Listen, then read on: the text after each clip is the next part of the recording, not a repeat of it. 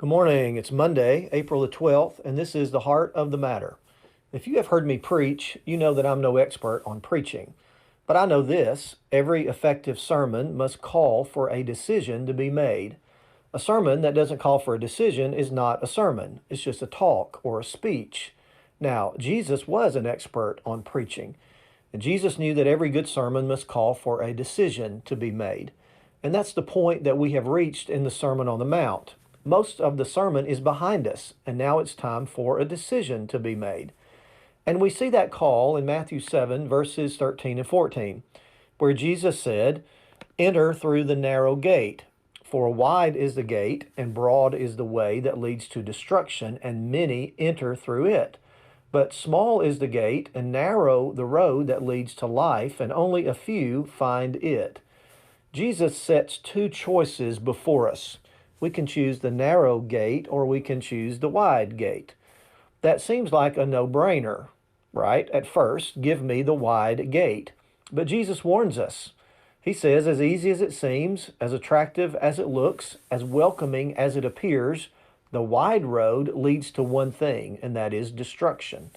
Now, this is a popular choice in the world because Jesus said that many are on the wide road.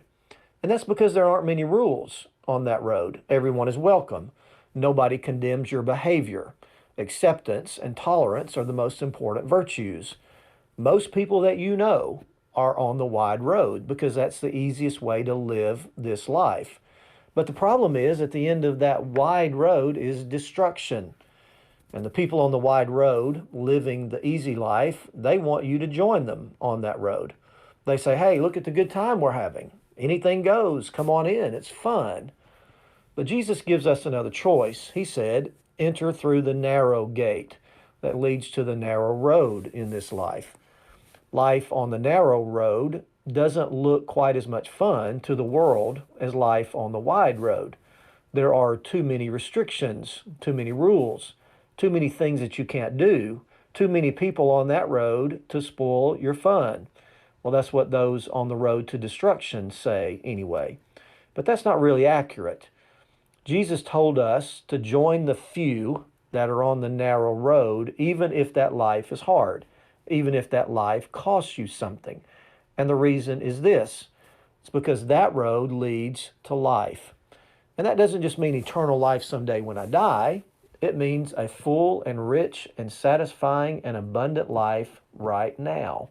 In fact, he would say that the only real life is life on the narrow road. Anything else is just a cheap imitation.